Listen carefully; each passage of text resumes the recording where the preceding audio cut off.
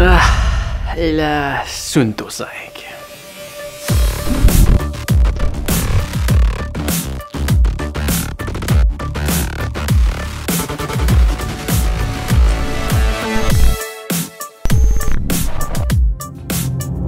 La Suunto 5 est le premier produit que j'ai choisi pour faire une critique sur cette chaîne-ci qui, jusqu'à présent, n'a présenté que des vidéos de déballage.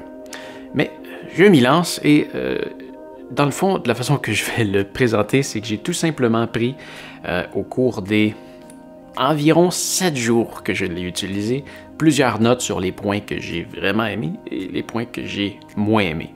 Et ce qui est important de savoir, c'est que j'ai pendant 7 ans, j'ai utilisé une Suunto Ambit 2 et une Ambit 3. La Ambit a été ma première montre GPS à vie et c'est une montre que j'ai adorée et que j'ai recommandée et que je recommande toujours. C'est une super montre.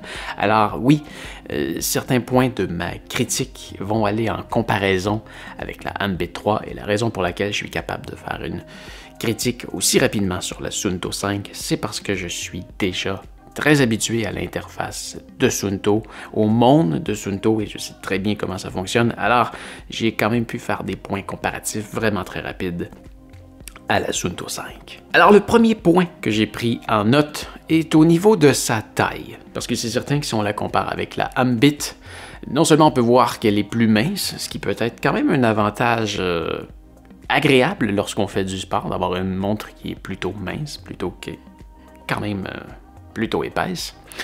Et l'écran est aussi plus petite.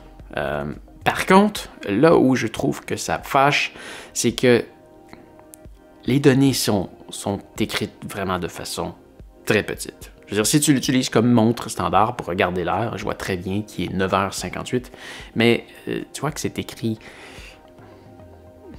Je peux activer le rétroéclairage pour que tu puisses voir. Tu vois que les chiffres sont très petits. Et pendant que tu es en train de faire du vélo ou en train de courir, c'est dérangeant. Il faut que tu ralentisses à certains moments pour être capable de bien lire l'information. L'information qui est au milieu, qui est relativement grosse, c'est pas si pire, mais les autres informations qui sont plus petites dans le haut et le bas de l'écran, je trouve que l'écran n'est pas utilisé à son plein potentiel. Les chiffres auraient pu être plus gros, quitte à avoir moins d'espace vide et que les informations soient plus collées, mais les informations sont écrites vraiment trop petites, à mon goût. C'est certain que pour quelqu'un qui recherche une petite montre, il n'y a quand même pas de solution parfaite. Si la montre est petite, l'écran est petit et les informations vont être par conséquent plus petites. Personnellement, je préfère les plus grosses montres. Alors, pour moi, ça a été un point négatif. Le deuxième point maintenant est positif. On va parler de l'application. Si tu es familier avec Suunto depuis longtemps, avec la Ambit, tu es habitué à MoveScout pour faire toutes tes modifications et tu t'es rendu compte que dernièrement, ça l'a changé à la Suunto App qui, disons, avec la Suunto, avec la Ambit, c'est moyen parce qu'elle va envoyer tes informations de la Ambit à la Suunto App, mais pour faire tes configurations, ça se fait toujours par MoveScout. Alors, tu bénéficies de la configuration sans fil pour certaines choses, mais tu dois encore la connecter avec un fil pour d'autres choses. Alors, c'est plutôt moyen, mais l'application Suunto App prend tout son sens avec une montre comme celle-ci, la Suunto 5. Pourquoi? Parce que le seul moment où tu vas vraiment avoir besoin de la connecter, ça va être soit pour la charger ou soit pour faire une mise à jour. Sinon, tout peut se faire à partir de l'application, ce qui n'est pas le cas de la Ambit. Alors, qu'est-ce qui est génial de ça, c'est que si on veut paramétrer, je vais mettre l'écran juste ici sur le côté, l'écran de mon téléphone, si on veut modifier un mode de sport, eh bien, je peux tout simplement me rendre, tu vois, sur la montre en haut, et ici, désolé, mon application est en anglais, j'utilise tout en anglais. Tu vois ici la première option, quand je viens dedans, eh bien là, ça va prendre quelques secondes à se synchroniser. C'est tout va bien, voilà. Et tu vois, j'ai fait que de la marche et du vélo avec cette montre-là. Alors, j'ai paramétré des modes de sport. Ah non, tu vois, j'en ai paramétré 3. Donc, le hiking, la marche et le vélo. Et si, par exemple, je veux modifier le vélo, j'appuie sur vélo, on attend quelques secondes, et là, je vois toutes les informations qu'on a là. Donc, j'ai 4 écrans, et sur la première, tu vois ici, si je veux modifier ce qu'il y a dedans, ça se fait quand même assez facile. Tu vois, je peux appuyer sur Change, ici, et je peux choisir le type d'écran que je veux. Et tu vois, on peut monter jusqu'à 7 informations sur un écran. Et comme je te disais tantôt, l'écran est très petit. Je trouve que en marchant, c'est bien.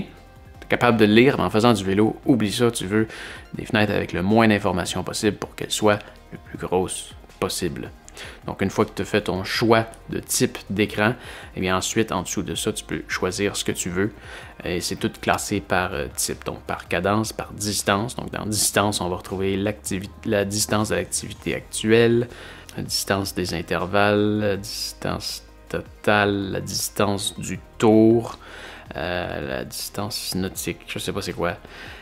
Tu as des points de durée, tu as les heures de coucher, lever de soleil. Ça ressemble beaucoup à la Ambit.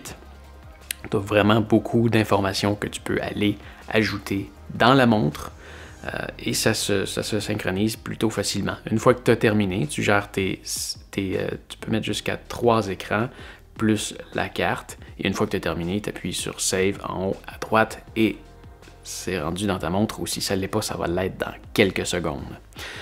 Autre chose pour la montre ici, si je viens dans le petit point ici qui est la carte, tu vois, ça me permet de voir où est-ce que j'ai été. Ça, c'est vraiment bien, c'est le fun ça. Tu peux voir partout où est-ce que tu as été. Disons là, ça le dit pour cette année, mais je pourrais aller dire Custom. Et je pourrais, disons, tiens, on va terminer aujourd'hui. Donc, je le veux depuis toujours. On va commencer ici.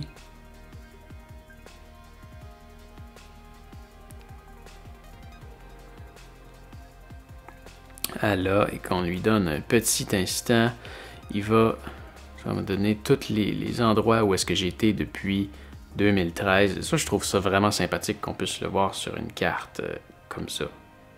Tu vois, je suis capable vraiment de voir tous les points. Ou si je veux voir mon trajet que j'ai fait, disons, ici dans le nord de l'Europe, il y a un petit peu de difficulté. Je pense qu'il est toujours en train de charger des informations. On est bien capable de voir partout où est-ce que je suis passé.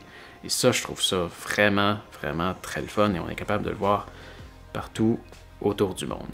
Tu vois, si je veux revoir tout le trajet que j'ai fait au Japon, je suis capable de le voir au complet. Je trouve ça vraiment génial. Et si on continue sur la carte, on est capable de créer des routes. Donc, si je fais ici, créer une nouvelle route, et que, par exemple, je dis, je veux partir de ici, je fais un simple clic, et que je veux m'en aller là, ben là, il vient de me faire un trajet, et quand j'appuie sur Done, je suis capable de lui donner un nom, et je peux activer ici l'option Use in Watch pour l'utiliser dans la montre, et voilà, c'est fait, c'est rendu dans ma montre, et je peux utiliser cette route-là plutôt rapidement. Là, tu vois ici, il n'a pas été transféré dans le montre, mais je peux la réactiver ici et elle va se synchroniser dans les prochaines secondes et elle va être rendue dedans. Je l'ai testé, c'est vraiment génial. C'est facile de créer une route, c'est facile d'ajouter des points d'intérêt à partir du téléphone. J'adore faire les choses à partir de l'ordinateur. Ce qui est dommage, c'est qu'on ne peut absolument rien faire à partir d'un ordinateur, mais l'application est vraiment bien faite et je trouve ça, en fin de compte, peut-être plus utile de... Ce que je veux dire, c'est que je préfère avoir l'option de faire le chemin ou d'ajouter mes points d'intérêt seulement sur mon téléphone versus seulement sur mon ordinateur, parce que quand je suis en voyage, j'aime mieux le faire sur mon téléphone que sur mon gros ordinateur qui est en arrière de moi, que je traîne pas avec moi. Point négatif de tout ça, par contre, c'est que tu peux pas ajouter des points d'intérêt ni créer des routes pendant que tu es en train d'utiliser la montre en mode GPS, si tu es sur une activité et que tu veux ajouter un trajet, tu vas devoir arrêter ton activité, synchroniser ta montre et repartir une nouvelle activité. Donc, ça casse ton activité en deux. Mais quand même, ça se fait super bien. Si tu veux partir le matin et te créer un trajet avant de partir, ça va te prendre quelques minutes, voire quelques secondes si tu es très à l'aise à l'utiliser et ça va être rendu dans ta montre. C'est génial. Le point suivant est un point négatif, léger. Et pour ça, on va avoir besoin de se plonger dans le noir. Alors, je vais fermer les lumières. Alors, pourquoi est-ce qu'on doit fermer les lumières? C'est parce que c'est par rapport au rétroéclairage. Je ne sais pas si tu vois le rétroéclairage ici. Enfin, foyer manuel. Donc, si tu vois le rétroéclairage ici, tu es capable de lire, mais à certains moments, je sais pas, on dirait que c'est... l'écran, on est capable de le voir très très bien de jour à l'extérieur. La vision est, disons, parfaite à l'extérieur. On voit toujours l'écran très bien.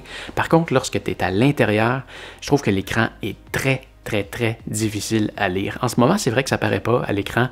On voit plutôt bien, mais il y a plusieurs moments où si tu as un éclairage à l'intérieur qui est, disons, moyen, avec ou sans rétroéclairage, c'est difficile à lire. Et je ne sais pas pourquoi, mais j'ai l'impression que parfois, même dans l'obscurité, tu te dis, si j'allume le rétroéclairage, je devrais bien voir, mais non, j'ai l'impression que le rétroéclairage est parfois moins fort. C'est plutôt étrange, mais oui, en ce moment, on est capable de très, très bien lire, mais il n'est pas toujours bon. Et si on se plonge dans le noir total, on n'est pas capable de le voir, mais je vais rallumer les lumières d'abord. Mais si on se plonge dans un noir total, on est capable de voir le rétroéclairage apparaître ici dans la montre. C'est pas grand-chose, mais j'apprécie quand les montres sont faites dans un niveau de qualité remarquable et je trouve que de voir le rétroéclairage au travers le plastique ici, c'est ordinaire. Mais bon, ça change pas grand-chose, c'est juste un petit point comme ça. Le prochain point est un point positif et celui-ci est par rapport au GPS. Le GPS se retrouve dans la petite section juste ici. C'est quelque chose que j'aimais quand même bien de cette montre. Ça fait en sorte que, j'imagine, je ne suis pas un expert en GPS, mais j'imagine que ça donne une bonne lecture parce que le GPS ne se retrouve pas derrière un écran.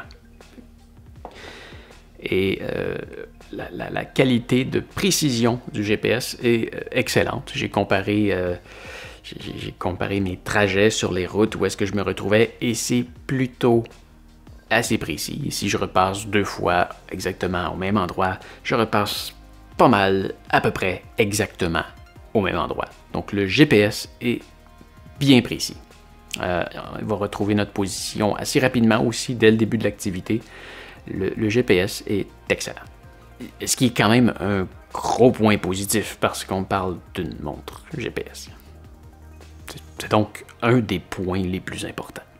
Je retourne sur un point négatif par rapport à l'écran.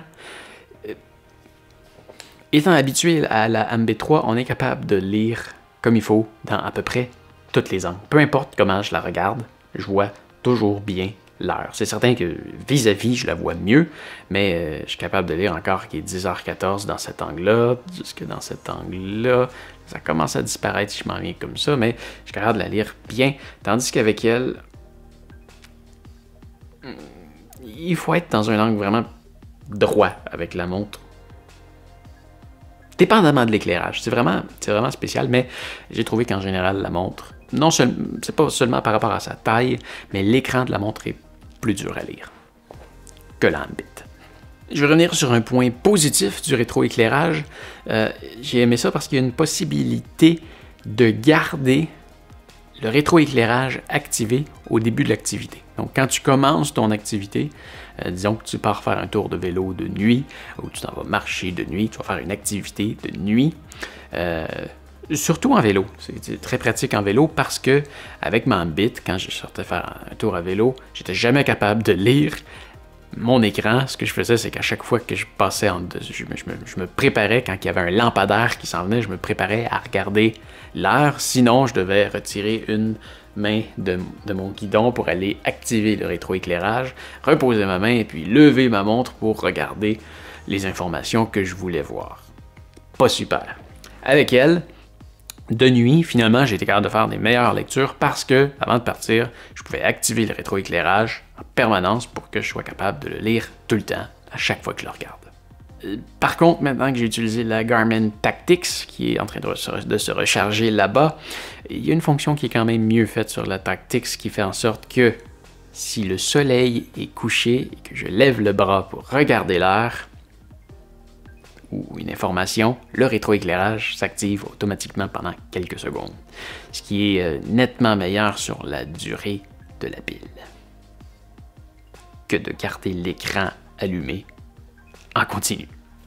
Autre point positif, ça revient un peu avec le précédent, quand je te dis qu'on part à une activité, il est possible de gérer quelques trucs. Je ne sais pas si tu vas être capable de le voir comme il faut, mais tu vois, si je vais démarrer une activité ici, eh bien là, non, disons que je vais marcher, et là, tu vois ici en haut, il me donne déjà un estimé du temps restant, donc 18 heures de batterie, et si je descends, je suis capable d'aller activer d'autres options. Là, je vois à l'envers, c'est un petit peu dur pour moi, mais je suis pas capable de lire à l'envers. Mais bref, dans ces options-là, on peut, tu vois, rétroéclairage est ici. Est-ce qu'on veut activer ou désactiver le GPS? Il y a quelques options qui se retrouvent là-dedans qu'on peut ajuster avant de démarrer l'activité. Donc, comme l'éclairage, ça en est un. Est-ce qu'on veut garder l'éclairage activé? Est-ce qu'on veut activer ou désactiver le capteur cardiaque? Est-ce qu'on veut un mode de GPS très précis ou moins précis? Et en ajustant ces informations-là, ben, ça va varier la durée de vie de la pile. Donc, si par exemple, tu pars faire une activité et qu'il te reste... tu n'as pas réussi à charger ta montre à la nuit dernière et il te reste que, je sais pas, 4 heures de GPS, mais tu t'enlignes pour une activité de 8 heures, eh bien, tu pourrais sacrifier quelques trucs pour augmenter la durée de batterie de la durée de la batterie de ta montre pour arriver à quelque chose de raisonnable pour l'activité que tu t'en vas faire en sacrifiant quelques petites choses. Je trouve ça le fun que ça soit pas figé comme c'était avec la Ambit 3 et que tu puisses le modifier au début de l'activité. Tu ne veux pas le modifier pendant l'activité, mais au début de l'activité, tu as des choix. Je trouve ça très le fun. Le prochain point est un point négatif et c'est au niveau de la durée de la batterie.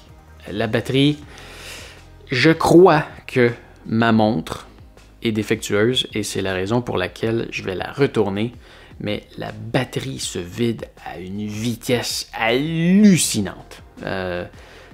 Personnellement, en faisant 1 à 3 heures d'activité par jour, et je dirais que quand je l'ai testé, je faisais surtout en moyenne 1 heure d'activité par jour, elle m'a duré 4 jours, de pleine à vide. Pas suffisant. Le 20 heures qui affiche d'heures d'activité n'est pas réel dans mon cas. Je vais la retourner, je vais en essayer une autre, mais j'ai comparé avec la Suunto 5 d'un de mes amis et la sienne dure beaucoup plus longtemps que la mienne, alors je crois que la mienne est défectueuse, mais quand même, c'est une petite montre, donc naturellement, elle a une petite batterie, et ça fait en sorte qu'elle va durer moins longtemps qu'une plus grosse montre comme la Tactix par exemple, ou même si on compare avec la Ambit, j'avais beaucoup plus de durée de batterie avec cette montre-là. Par contre, je peux me dire que c'est quand même comprenable qu'elle dure plus longtemps, elle n'a pas de capteur cardiaque, elle a moins de trucs connectés comme la Suunto 5. Mais attends-toi pas à avoir des charges super incroyables avec la Suunto 5, ça reste une petite montre avec une petite batterie. Ça veut dire que si ton but c'est d'aller faire des activités physiques de quelques heures, 12 heures même si tu veux, ça sera jamais un problème, mais attends-toi à la recharger régulièrement. Voilà. Par contre, si tu veux faire des expéditions et partir pendant quelques jours, définitivement, il va falloir que tu traînes des batteries pour la recharger parce que elle ne survivra pas aussi longtemps. Le prochain point est aussi un point négatif, et celui-ci est probablement le point le plus négatif, à mon avis. L'écran est un verre minéral. Et à mon avis, quand tu achètes une montre, tu veux toujours une vitre en cristal de saphir.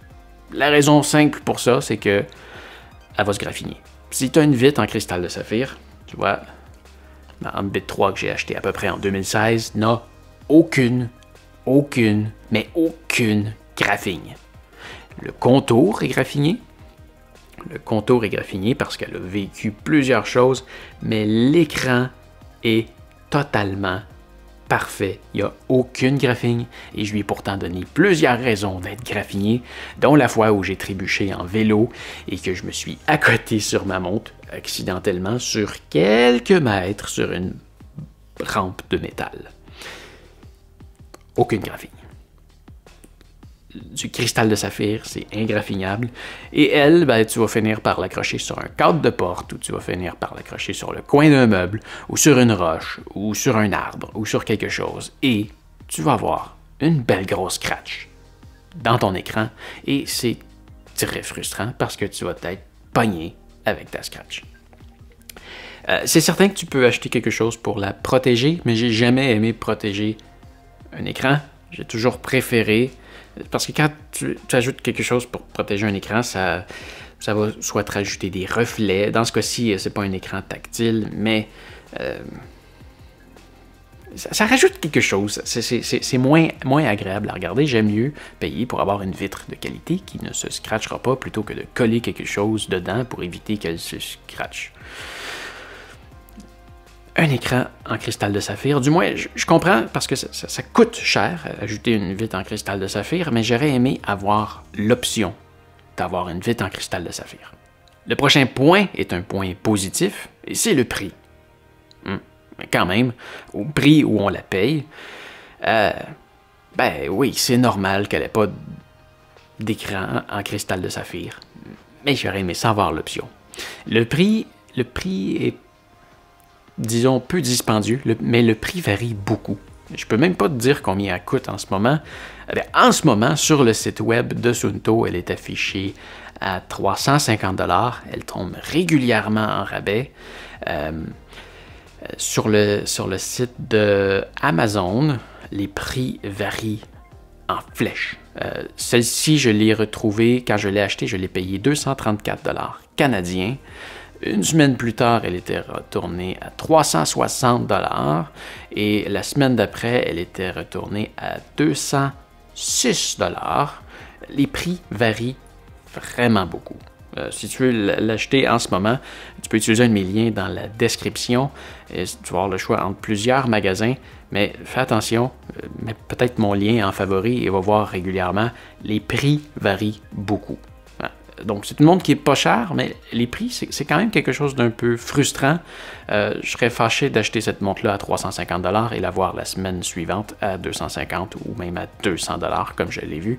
C'est plutôt frustrant. J'aime ça quand les prix sont stables et qu'on sait ce qu'on achète et que ça tombe pas toujours en rabais. Je trouve ça un peu frustrant, mais je trouve que pour le prix, disons qu'on y va avec le prix qui est affiché sur le site officiel de Suunto, à 350 $, c'est quand même très bien pour ce que ça fait.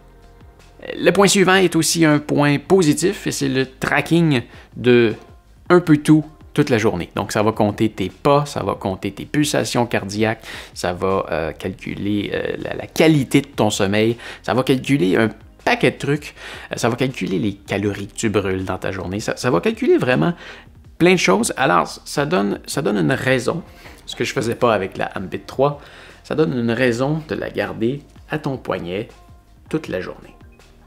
Et là, je la mets et ça me fait penser à un autre point positif, et c'est la qualité du bracelet. Le bracelet est vraiment en silicone et d'une très très bonne qualité. Je trouve qu'il est vraiment très bien fait. Je trouve qu'il s'ajuste bien. La montre, on la sent pratiquement pas à son poignet.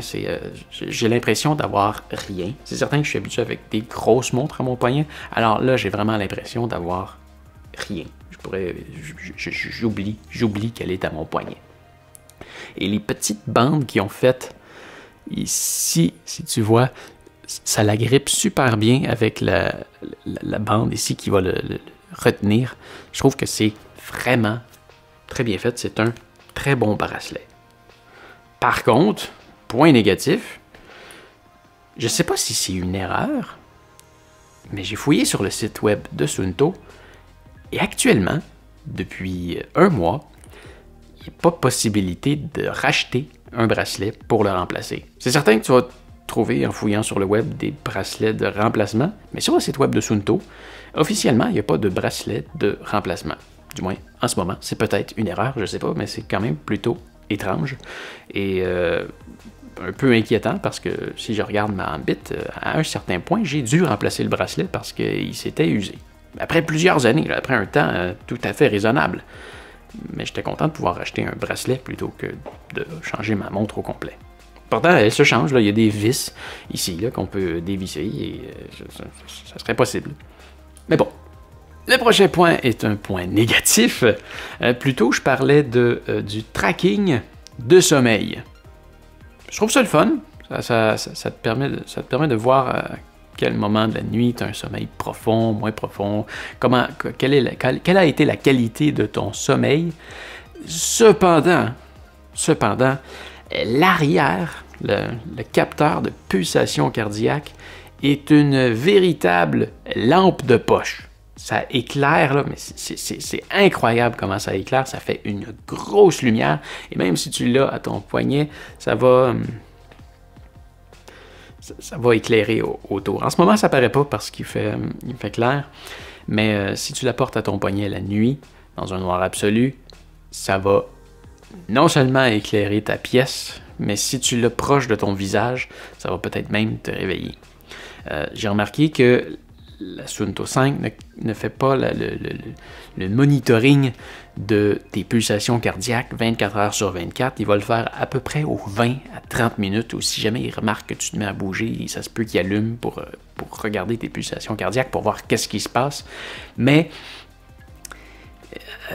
aux 20 à 30 minutes, si jamais tu dors avec la main proche de ton œil et que la lumière s'allume, ça risque de te réveiller parce que ça l'éclaire vraiment beaucoup. Le prochain point est aussi un point négatif. Je trouve qu'il n'y a pas beaucoup d'ajustements possibles à faire sur l'écran d'accueil. En ce moment, tu vois, j'ai pris cet écran-là qui affiche l'heure, le lever et le coucher de soleil et on peut basculer. Non, c'est un peu dur en la tenant à l'envers. Et on peut basculer d'une donnée à l'autre avec le fameux bouton ici. Donc là, on voit le cycle de la Lune, on voit le pourcentage de batterie, on voit, ça c'est le jour. Oui, mercredi le 20 mars. Non, le mars 20. En fait, il ne donne pas le nom du jour. En fait, on est mardi. L'heure secondaire et on retourne au lever du soleil. Je trouve que sur Ambit, j'avais plus d'options d'affichage, le pourcentage de batterie, le nombre de pas, le jour, le jour, donc là, mardi. En haut, je suis capable de voir qu'on est le 20 avril. L'heure secondaire, la pression atmosphérique, le pourcentage de batterie, et on retourne au nombre de pas. Et c'est un peu décevant qu'il n'y ait pas plus d'options. Il y a plusieurs types d'affichage qu'on peut avoir. On peut tomber avec une montre à aiguille, on peut faire toutes ces affaires-là. Mais cette page-là, c'est la page qui donne le plus d'informations et je trouve qu'elle n'en donne pas beaucoup. C'est certain qu'on peut aller se déplacer ensuite de ça sur l'écran pour aller chercher des graphiques et tout ça. On peut aller chercher quand même beaucoup d'informations. Mais je trouve que juste là, j'aurais aimé ça avoir quelque chose qui me permet de voir le nombre de pas que j'ai fait. Ou, tu vois ça, je trouve ça un petit peu stupide. Il va m'indiquer l'heure du coucher de soleil et l'heure du lever de soleil. Alors que sur la Ambit, il y a une option qui m'affiche simplement l'heure du prochain événement. Donc, en journée, il va m'afficher l'heure du coucher de soleil et dès que le soleil va se coucher, il va m'afficher l'heure de lever. Et cette option-là n'est pas disponible sur la Suunto 5 et je trouve ça un peu étrange pour une montre qui est sortie à peu près 5 ans après celle-là. C'est un retour vers l'arrière. J'aurais aimé ça avoir l'heure du prochain événement. J'aurais aimé ça qu'il y ait une possibilité d'afficher d'autres choses. Je trouve que c'est très limité. Voilà.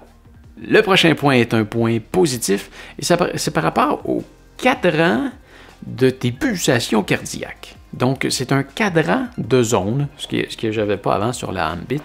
Et si tu utilises une montre déjà depuis longtemps ou que tu utilises quelque chose qui suit tes pulsations cardiaques, à la fin, que tu utilises Strava, Suunto, Garmin, ils vont t'indiquer le temps que tu es resté dans chacune de tes zones. Donc, tu as des zones de repos, d'activité un peu plus élevée, d'activité modérée, élevée et wow, dans le tapis. Et tu peux, avec cette montre-là, dire dans quelle zone est-ce que tu veux rester principalement. Et tu es capable de voir les zones. Donc, plutôt que de simplement lire ta pulsation cardiaque, disons à 155 battements par minute, eh bien, tu vas le voir par zone. Donc, si tu veux rester à un niveau élevé ou modéré, disons, on va dire modéré, ça va faire un bon exemple. Tu veux rester à un niveau modéré, tu ne veux pas trop te donner, mais tu ne veux pas non plus aller trop bas, eh bien, tu peux voir le cadran avec une flèche où est-ce que tu es dans cette zone-là, et tu peux même activer une option qui va te dire de « Allez, monte, va plus vite, là, tu commences à être trop relax », ou une autre option qui va te dire d'aller te calmer parce que là, tu es rendu trop loin dans le tapis. Je trouve que c'est un bel ajout à la montre. Pas quelque chose que je vais utiliser vraiment personnellement, mais je comprends qu'il y a plusieurs personnes qui vont vouloir l'utiliser et je trouve ça intéressant. Le prochain point est un point négatif. Tantôt, j'avais parlé de la facilité de créer des pages à partir de l'application. C'est vrai, c'est très facile à faire. Par contre, ce que je trouve pas génial, c'est que tu es limité à 3 pages, plus la page qui te montre ton trajet GPS. Je pouvais en faire 8 avec ma Ambit, et là je peux en faire que 3. Et je trouve ça le fun de pouvoir en mettre 8 parce que je vais me faire des pages par activité selon ce que je suis en train de faire. Donc si par exemple je suis en train de faire du vélo, en général tout ce que je veux voir c'est ma vitesse, ma distance et mes pulsations cardiaques. Par contre, quand je me mets à monter des côtes, j'aime ça voir ma vitesse verticale, j'aime ça voir le degré d'inclinaison, j'aime ça voir le nombre de mètres que je grimpe par minute. C'est toutes des informations que j'aime voir. Alors à ce moment-là, je me fais une page pour quand je suis en train de grimper. Donc, dépendamment de ce que je fais dans une activité, il y a plusieurs types de pages que j'aimerais voir. Il y en a une page que je vais me mettre plus générale pour faire un suivi de la température, de la pression atmosphérique, de l'élévation, le nombre de mètres que j'ai gravi, ces affaires-là. Et je trouve que ça aurait été le fun qu'on puisse mettre plus de pages. Mais on est limité à 3. C'est comme ça. Et ce qui fait en sorte aussi que tu es un peu forcé d'avoir un écran avec 7 données dans la même page pour avoir toutes les informations que tu veux, un peu pêle-mêle, pas vraiment dans la catégorie que tu veux. Et je t'ai déjà dit aussi que l'écran est très petit, alors tu es obligé d'avoir tes 7 informations sur la même page et que tu vas avoir de la misère à lire si tu es en train de faire une activité ou est-ce que tu bouges rapidement. Sur la Ambit, il y avait une option qui s'appelait le carrousel. Et si je viens voir ici, c'est le même principe que, je ne sais pas si tu peux voir, si tu vois comme ça, le carrousel, c'est ce qui fait en sorte que, tu vois, tu as 2 informations. La Ambit est toujours faite comme ça. Tu as une petite information, une grosse information et une option carrousel en bas que tu peux déplacer et voir des informations en bascule. Sur la Ambit, l'option carrousel, tu peux mettre n'importe quelle donnée dedans, ils sont tous affichables, tandis que sur elle, il y a encore l'option de carrousel, mais tu peux pas mettre beaucoup de choses dedans, c'est limité, je sais pas pourquoi, tu peux pas mettre toutes les informations que tu veux dedans, il y a que très peu de données, je me souviens pas par cœur c'est lesquelles, mais tu peux pas en mettre beaucoup. Le prochain point est un point positif-négatif. Mais plus négatif que d'autres choses, finalement. C'est par rapport à la fameuse lampe de poche en arrière, hein, le capteur cardiaque. Je trouve ça le fun qu'il ait mis ça en arrière. Ça permet que, s'il y a une chose que je détestais avec cette montre-là, c'était que pour avoir mes pulsations cardiaques, j'étais obligé de mettre une ceinture que je serre dans un coin, que je dois retrouver à chaque fois, que je dois laisser sécher, que je dois laver une fois de temps en temps aussi, parce que ça devient un petit peu dégueulasse. Ça fait un article de plus que je dois changer une batterie une fois de temps en temps, mais quand même très rarement. Et tu l'as sûrement vécu quelquefois quand tu te donnes à fond, quand tu as la fameuse ceinture ici, ça finit par te créer des crampes, surtout en courant dans mon cas. Bon, c'est génial. Ils ont mis un capteur cardiaque, donc j'ai plus besoin de mettre de ceinture. Il y a une seule information que je perds, c'est le nombre de respirations par minute, qui était capable de calculer par le gonflement de ma cage thoracique. Mais bon, c'est une petite donnée qui s'en va et je trouve ça me fait plaisir de la sacrifier pour plus avoir besoin de mettre de ceinture cardiaque. Par contre, ça marche pas bien. Ça, c'est vraiment très négatif. Ça fonctionne pas bien. Si tu vas prendre une marche et que tu mets ta montre plutôt serrée, tu devrais avoir tes pulsations tout le temps. Mais faut que tu la mettes très serrée. Dans le manuel, j'ai fait quelques recherches là-dessus, et dans le manuel, Sun Tzu dit très clairement que bon, ça c'est la position normale que tu vas mettre une montre. Et pour que les pulsations fonctionnent bien, ta montre doit être positionnée plus haut sur ton bras. Donc, par exemple, ici. Mais tu peux pas demander ça. Tu peux pas demander ça parce que ton bras, il est plus gros là que là. Donc, dès que ta montre va se déplacer, tu vois, là, elle tombe lousse. Elle a une moins bonne... elle va moins bien capter parce que tu peux passer quelques doigts ici. Et elle est faite pour être portée ici. Et ils te disent très clairement qu'elle doit être portée là pour que les pulsations fonctionnent bien. Et c'est vrai. Mais tu peux pas porter une montre là. Elle va toujours finir par retomber parce que ton bras rapetisse par là. Ils disent aussi que si tu as un tatou, le capteur de pulsation va être moins bon. Mais bon. C'est un point plutôt négatif. En courant, en général, ça allait plutôt bien, mais il y a quand même certains moments où je regardais et ça suivait pas. Et quand je faisais du vélo, là, la plupart du temps, quand je regardais ma montre, j'étais incapable de voir mes pulsations cardiaques. On dirait que la façon que je vais plier mon poignet, ça fait en sorte que ça fonctionne pas. Et quand j'ai un ami qui a cette fameuse montre-là, et il a le même problème. Il y a des pulsations qui fonctionnent et lui-même en marchant là, très régulièrement, ça fonctionne pas. Il me dit à la blague: ah, je suis mort, mon cœur ne bat plus. C'est les données en vélo, surtout en vélo. En vélo, c'est très trompeur. Il y a des fois que je me donnais à fond. Et si je regardais ma montre et que par chance j'étais capable de voir mes pulsations cardiaques, ben là je pompais à 105, 110, alors que je savais très bien qu'en réel, je devais être plus à quelque chose comme 170. Donc, en finale, tu as un capteur cardiaque pas fiable, qui fonctionne pas tout le temps. Alors, je crois qu'au final, il aurait juste dû ne pas en mettre. Parce que tant qu'à avoir quelque chose qui fonctionne à moitié et que quand il fonctionne pas bien, mets-en pas. Mets-en pas parce que ça fait en sorte que tu payes pour quelque chose qui fonctionne pas bien ou qui est pas fiable. Je crois que tu peux quand même mettre une ceinture cardiaque, là. Elle est Bluetooth Smart, alors les mêmes accessoires qui étaient compatibles avec la Ambit 3, je ne l'ai pas essayé, mais ils devraient être compatibles avec la Suunto 5. Donc, si je veux retrouver le même degré de fiabilité que j'avais avec ma Ambit, je pourrais utiliser la même ceinture. Le prochain point est aussi un point négatif, et c'est l'absence de baromètre. Au début, je me suis dit c'est pas si pire, parce que j'étais quand même capable de voir mon élévation. Elle va calculer l'élévation par rapport à la triangulation des satellites.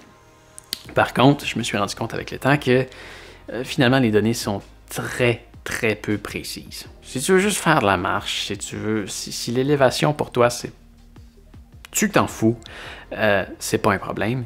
Par contre, je fais beaucoup de montagnes, j'aime ça savoir combien de mètres il me reste à gravir avant d'atteindre le sommet, et j'adore regarder mes graphiques aussi à la fin pour savoir combien de mètres j'ai gravi, combien de mètres j'ai descendu. J'aime ça savoir à quelle élévation je suis, j'aime ça savoir le pourcentage d'oxygène qui me reste par rapport à l'élévation à laquelle je me trouve. Je trouve que c'est des données que j'aime regarder régulièrement Et la Suunto 5 est très peu fiable à ce niveau-là. Par exemple, quand je reviens d'une activité à vélo, je pars de chez moi, je vais me promener et je finis chez moi. Donc techniquement, le nombre de mètres que j'ai descendu versus le nombre de mètres que j'ai monté devrait être le même parce que je finis exactement à la même élévation. Avec ma Ambit, ça variait de quelques mètres, disons au maximum 5%. Avec elle, ça va varier jusqu'à 40%. Il y a une fois que, je l'ai pris en note ici, j'avais gravi 99 mètres alors que j'en avais descendu seulement 61. C'est pas bon. C'est pas bon. Donc, si vraiment l'élévation c'est important pour toi, prends pas une Suunto 5. La fiabilité du degré d'élévation est pourrie. Le prochain point est un point positif, et c'est par rapport à ce qu'on a vu un peu plus tôt. On a un indicateur du pourcentage, en bas ici, de la Lune. Donc en ce moment, la Lune est visible à 53%. C'est une donnée sympathique à avoir, je trouve. Donc tu sais quand est-ce qu'on est à la pleine Lune, tu sais si elle est en train de se remplir ou de se vider. C'est une donnée sympathique. Le prochain point est un point négatif, et encore là, c'est parce que je compare avec ma fameuse Ambit. Sur ma Ambit, j'avais une option qui me permettait de savoir combien de temps il me restait à courir pour parcourir mon 10 km. Donc, quand je vais faire parfois des courses, je vais courir jusqu'à 10 km. Je ne fais pas de demi-marathon, mais il y a aussi l'option pour le demi-marathon ou le marathon. Mais ça me disait que, bon, au rythme où est-ce que tu vas, il va falloir que tu cours encore 20 minutes pour compléter ton 10 km. Alors que j'ai absolument pas trouvé aucune façon d'ajouter ce mode-là sur cette montre-là. Et je trouve ça plate. Je trouve que c'était une belle option qu'il y avait sur celle-là que j'utilisais tout le temps, quand je courais 10 km. Le prochain point est maintenant un point positif, et encore là, c'est en comparant avec la fameuse Ambit 3, qui pouvait contenir jusqu'à 10 activités au maximum. Alors que celle-ci, c'est complètement infini. Si tu n'as pas ton téléphone avec toi et que tu veux partir une activité, donc je sais pas, du kayak, tu fais jamais de kayak, mais là tu veux faire du kayak, si tu veux enregistrer une activité en kayak, toutes les activités possibles sont préenregistrées dans la montre. Tu pourras pas la personnaliser si tu n'as pas ton téléphone avec toi, mais au moins tu vas pouvoir dire que là je fais du kayak, ou là je fais du bowling, ou n'importe quoi. Tous les sports sont déjà présents dans la montre et tu n'es pas limité à 10 sports. Personnellement, il y a 3 sports que je vais pratiquer de façon très régulière, et peut-être que je pratique, je sais pas, 15 sports, et il y en a certains que je fais que vraiment très occasionnellement. Avec la Ambit, ben, ça pouvait arriver que, bon, là, ça donne que je vais faire ce sport-là, et il n'est pas dans ma montre, alors que là, avec la Suunto 5, ce ne sera jamais un problème. Le prochain point est aussi un point positif, et c'est la rapidité de synchronisation une fois qu'une activité est terminée. Avec la Ambit, ça prenait un certain temps à se synchroniser avec le téléphone. Avec elle, l'activité se termine et ça prend au maximum 1 minute. Ton activité est rendue sur l'application Suunto et tu peux déjà aller la voir.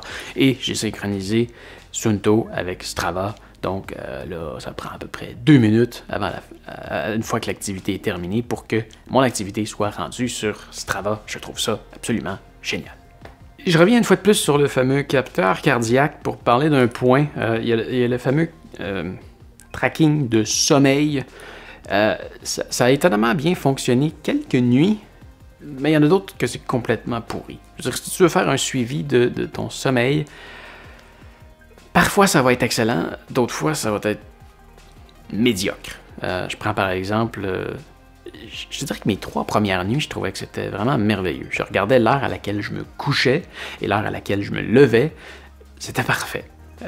Donc, je trouve ça le fun qu'après tu puisses voir combien d'heures tu as dormi dans ta semaine ou dans ton mois. Tu es capable de faire une belle moyenne de savoir, finalement, combien d'heures est-ce que tu dors en moyenne par jour. Ce qui est un peu dur à savoir si tu ne le prends pas en note, disons, tous les jours. Bon, je me suis couché à telle heure, je me suis levé à telle heure. Bien, la montre est censée te le faire. Je te dirais que les 3 premiers jours, ça a été à peu près parfait, à la minute près. Je sais pas pourquoi, avec le temps, ça s'est mis à devenir de plus en plus n'importe quoi. Il y a une nuit que... il a calculé que ma nuit avait commencé au moment où j'ai été prendre ma douche, parce que j'ai enlevé la montre pour aller prendre ma douche. Et pourtant, je suis resté éveillé un bon 2 heures après, et j'étais actif, je me déplaçais dans la maison, et lui, il calculait que j'étais en train de dormir. J'avais la montre à mon poignet et je marchais, et il calculait que je dormais. C'est plutôt inquiétant. Et mon sommeil s'est arrêté au beau milieu de la nuit quand je me suis levé pour aller aux toilettes, même si j'ai été me recoucher après et que j'ai probablement dormi 3-4 heures de plus.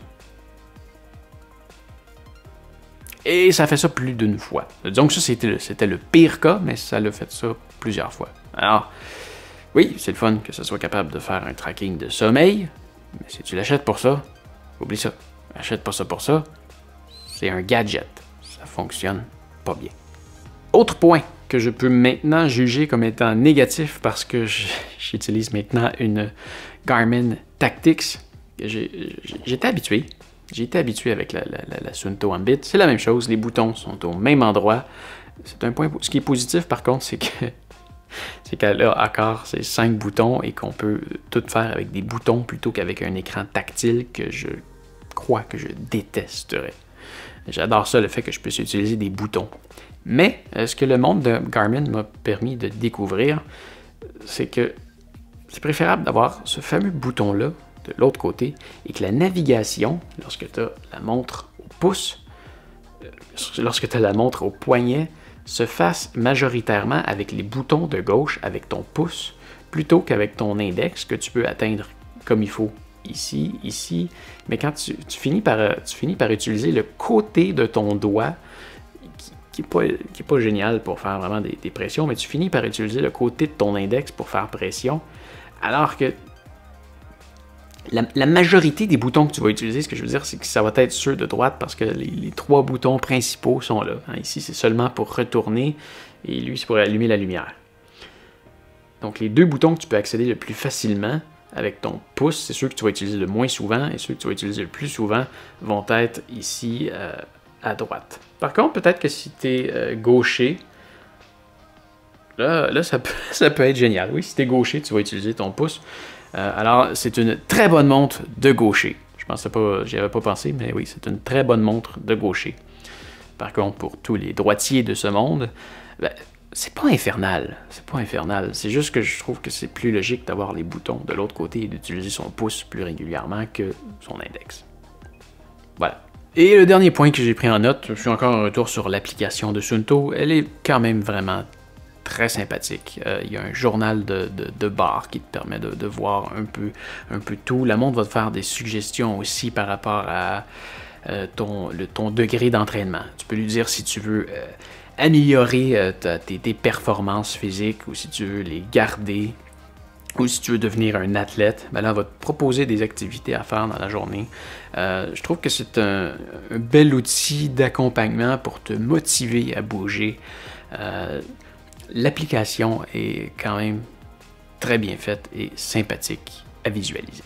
Ah oui, je vais ajouter un point que je l'ai oublié, un truc que j'adore sur la Suunto 5, et c'est le fait que l'heure est toujours, mais sur n'importe quelle page, l'heure est toujours affichée. Et ça, c'est un gros point négatif qui est corrigé, disons, depuis la Ambit 3, parce que si lors d'une activité, tu n'avais pas pensé d'activer l'heure, tu pouvais pas savoir l'heure et il n'y a rien de plus insultant que de se faire demander l'heure par quelqu'un et qui te voit la chercher sur ta montre et que tu ne sois pas capable de répondre parce que tu la trouves pas. Avec la Suunto 5, l'heure est toujours affichée en haut de l'écran, peu importe la page. Un très bon point. Alors, qu'est-ce que j'en pense de cette fameuse montre? Qu'est-ce que j'en pense? Je crois que c'est une montre qui va correspondre à je crois que c'est une montre qui va faire l'affaire à plusieurs personnes qui ne souhaitent pas avoir des degrés de précision intenses, comme moi.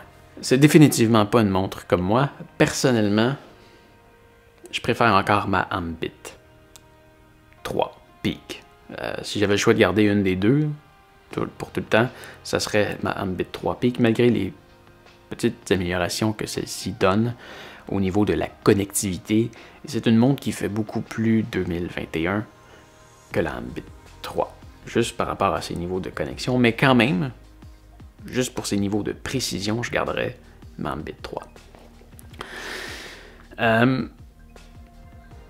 C'est une montre qui va correspondre à la personne qui va surtout faire de la marche ou qui va aller courir sur le plat, pas en montagne. C'est une montre pour quelqu'un qui veut rester actif en faisant des activités non intensives.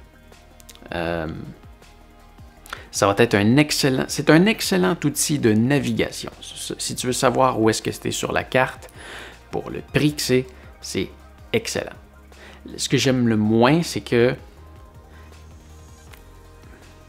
je ne veux pas la traiter de gadget, mais c'est un outil de navigation avec des gadgets. Et quand je dis gadget, ça veut dire que c'est bourré d'options qui ne fonctionnent pas bien.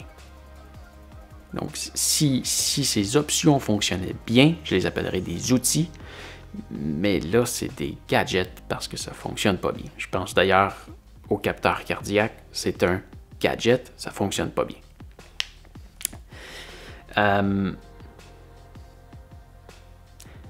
C'est dédié aussi à la personne qui va y faire attention, parce que je te rappelle que l'écran va éventuellement se scratcher quand tu vas l'accrocher sur quelque chose. On peut dire que c'est une bonne montre de débutant. Je ne peux pas dire que c'est un mauvais outil, ça reste quand même une bonne montre. Mais c'est une bonne montre pour quelqu'un qui ne sera pas intensif dans ses activités et qui n'a pas des grandes attentes au niveau de la précision des informations qu'il va retirer sur la montre.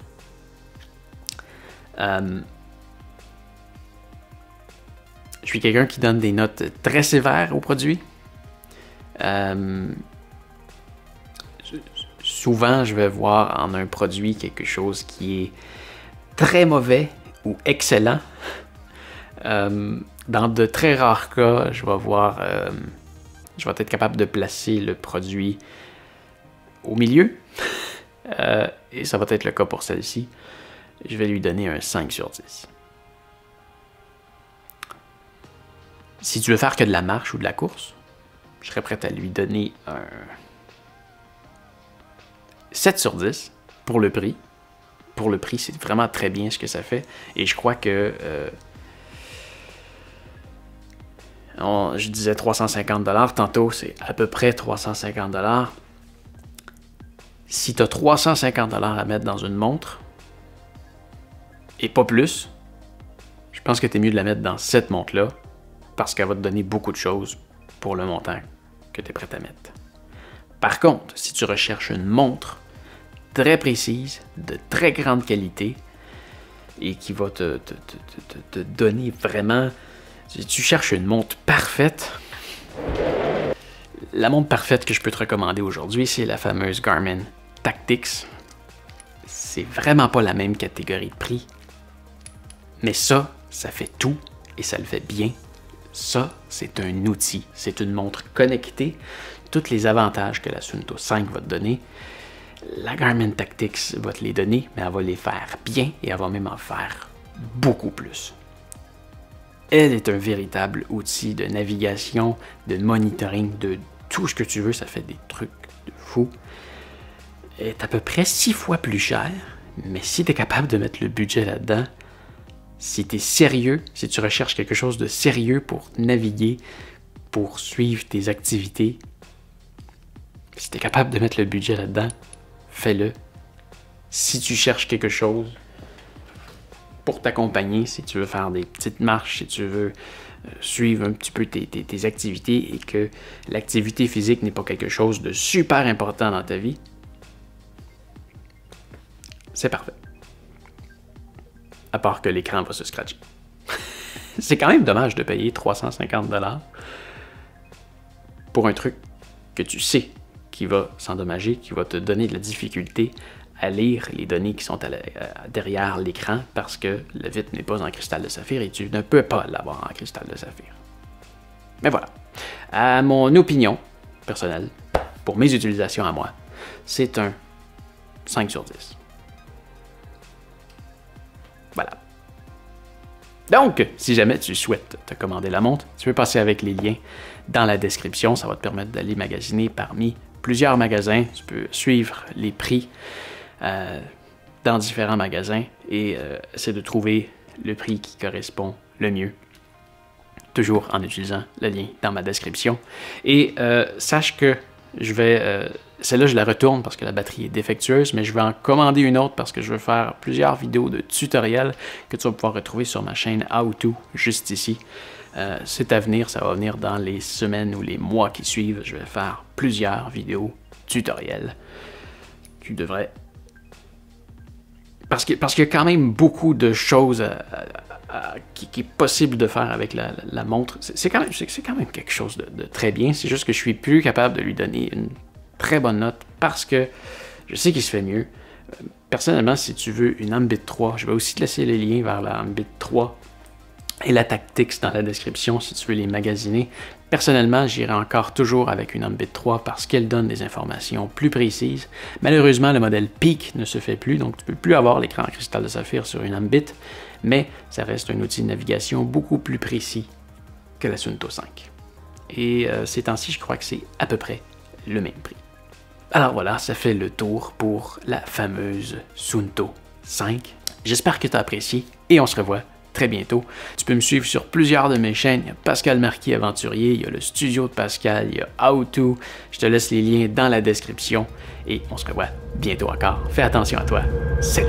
Alors voilà, ça fait le tour pour aujourd'hui. J'espère que tu as apprécié la vidéo. Si tu as besoin d'aide pour trouver le produit en ligne, tu peux toujours regarder avec mes liens dans la description. Oublie pas non plus de me laisser un pouce en l'air et de t'abonner à ma chaîne pour me retrouver plus facilement la prochaine fois que tu as besoin de voir une critique sur un certain produit. Allez, fais attention à toi et à bientôt. Salut!